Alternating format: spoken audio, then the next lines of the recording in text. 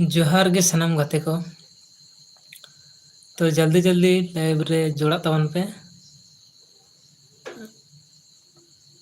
आपे को संगे तीन दम कटी रस्का रोपड़ हुआ।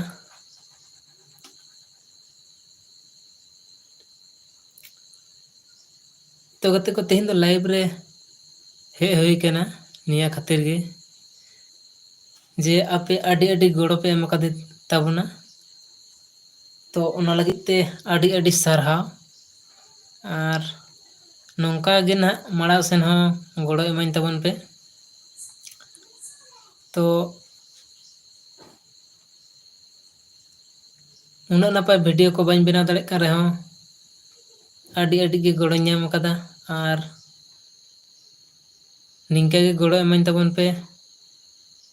तो आपे गोड़ो तेगे ना नितो 900 प्लस सब्सक्राइबर को हुई कना। तो उना लगित ते आडी आडी सारहाव सानाम को चाल पे कान दाबोना। आर जहां को नितो हरि जहां बांग पे सब्सक्राइब का तबन खाय दो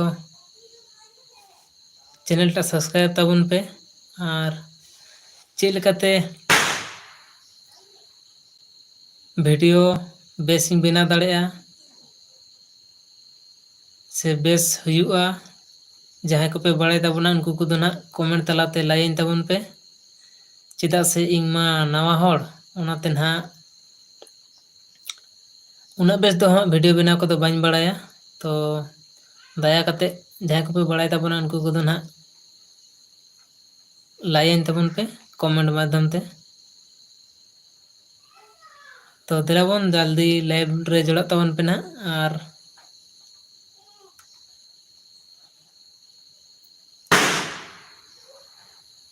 तो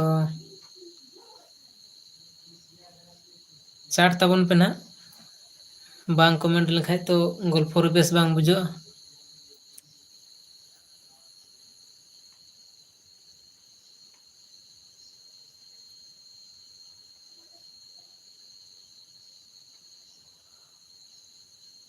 तो कमेंट ताबन पे गाते को चेदा से इन तो आर आपे रोड को दो ना बाइन जमेदा आपे जहां कमेंट पे ऑल ताबोना उना गे ना रिप्लाई एम दाड़े।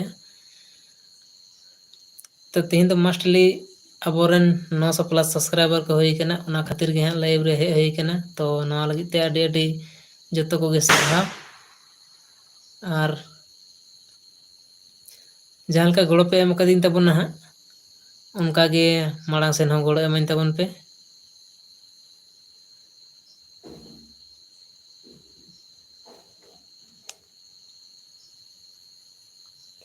तो कमेंट ताबन पे ना बाम पे कमेंट लेखान ना चिकातिंग बड़ाय दाड़े आपे मन रेना कथा दो।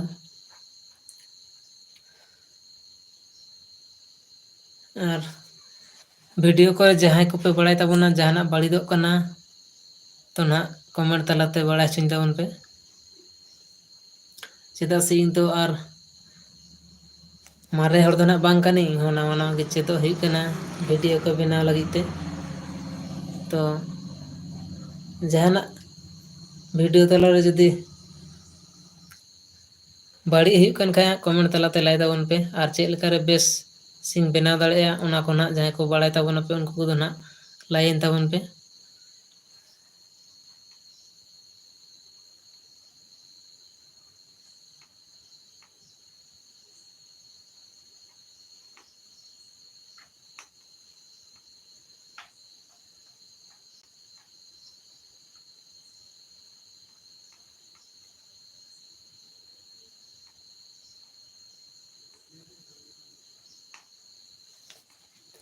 चाट ताबन पे गाते को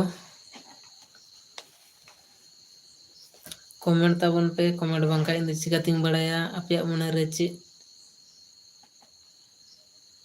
हेना से बानु मेनते ना इन जहाना पे ऑल ताबना कमेंट रे उना गना नेल दाड़ेया और उना ना रिप्लाई गे एम दाड़ेया।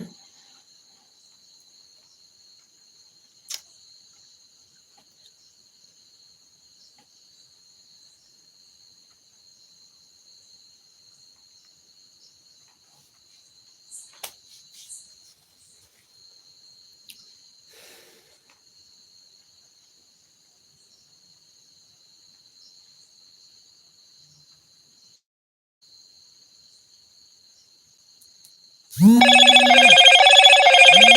Moto.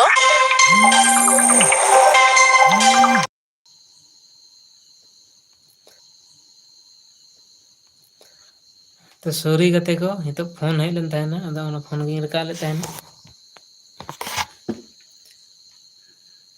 तो नवा लगी ती के खजु कना तो कमेंट तबन पे ना बाम पे कमेंट लेखन दहन चिकाती बड़ाया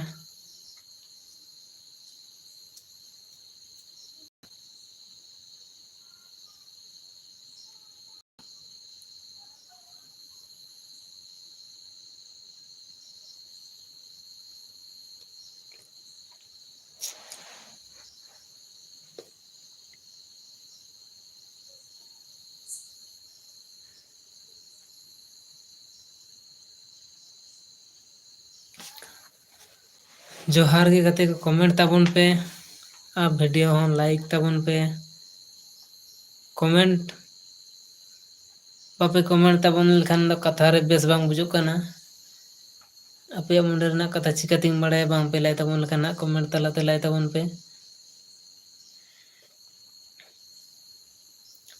आपे कमेंट तांगे गे मिनाया और बांग पे कमेंट लेखा चिकाती बड़ाय दाड़े हां चित पे रोड खजो कना मेनते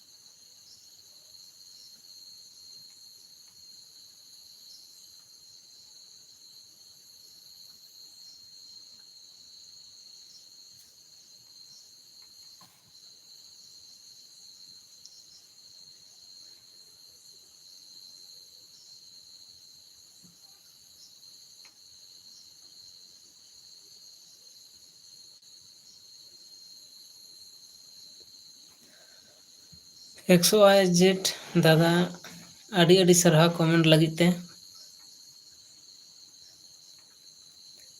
खबर को ना नापाय बड़ा गया और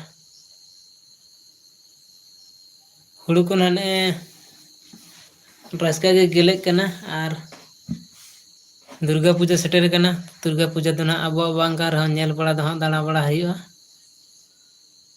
और आपे से चेल का मनावा से बांग दुर्गा पूजा को ना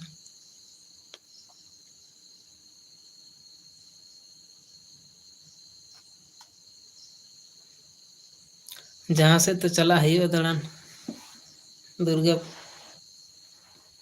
पेंडल ने चला हुआ जहाँ से अल्ले दो बोकारो ना अल्ले ठेक को शुरू ना तो बोकारो से बेस बेस पेंडल को बनाना ना तो ओना नेल के चला हुआ